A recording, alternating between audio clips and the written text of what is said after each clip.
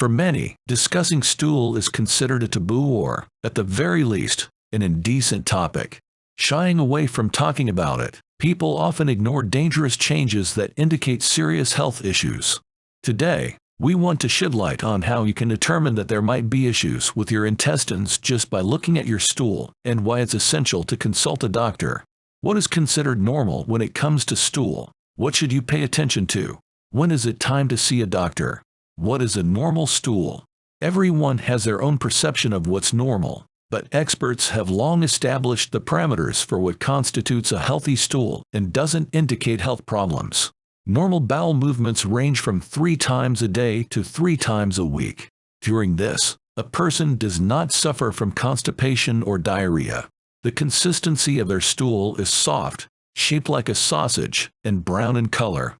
In such stool, 1/3 consists of dead intestinal bacteria, 1/3 is undigested food fiber, and the rest is metabolic products. Unfortunately, not everyone can boast such a healthy gut. When does the condition of your stool signal an illness? Friends, we firmly believe that it's essential to discuss all aspects of health, even those we often feel embarrassed about. This video will help many people pay attention to a crucial issue. And if you subscribe to the channel and recommend it to your friends, even more people can become aware of their health without waiting for trouble to strike. Please take note. The first thing to look at is the color of your stool. As mentioned before, it should be brown, indicating that bacteria are functioning normally and that dead red blood cells are flowing from the liver to the intestines without obstruction. A change in stool color from light brown to yellow is indicative of Gilbert-Moylan-Grach syndrome, in which the enzyme responsible for breaking down red blood cells isn't working at full capacity. Fortunately, this change is harmless, with the only noticeable consequence being an intolerance to acetaminophen. Approximately 8% of people suffer from Gilbert-Moylan-Grach syndrome. Bright yellow stool indicates the inability of bacteria to properly process food. This is often accompanied by diarrhea and can be caused by antibiotic usage. However, more dangerous situations can arise, related to pancreatic dysfunction, one of the symptoms of which is also a change in stool color. In this case, it's advisable to see a doctor. But an even more overt and dangerous sign is gray stool, which occurs when the duct connecting the liver to the intestines is blocked. In such a case, you should see a doctor as soon as possible. Finally, black and red stool occurs when blood is present. Stool turns black when the blood has already clotted, and it appears red when it contains fresh blood. Both conditions require thorough examination, as they could be indicative of hemorrhoids, colitis, or even cancer.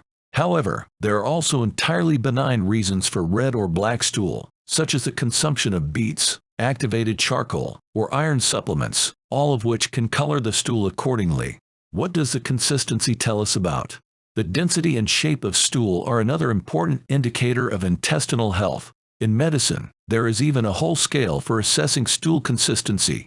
The first and second types of the scale describe solid stool, ranging from small pellets to large clumps. In both cases, this type of stool occurs during constipation. The third and fourth types are sausage-shaped, either smooth or with cracks and grooves. This is considered absolutely normal stool consistency.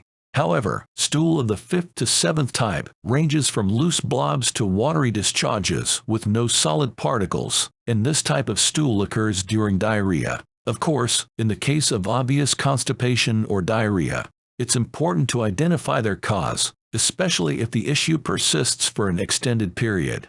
Additionally, it's worth paying attention to the presence of gas in the stool. An obvious indicator of this is when the stool doesn't sink.